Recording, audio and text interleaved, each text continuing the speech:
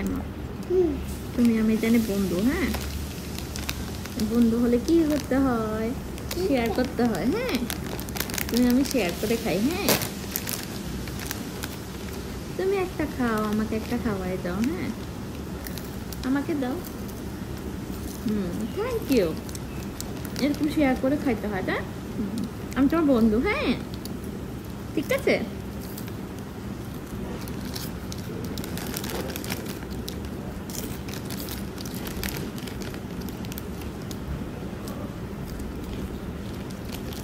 আমি তোমার বন্ধু। ঠিক আছে, ঠিক আছে।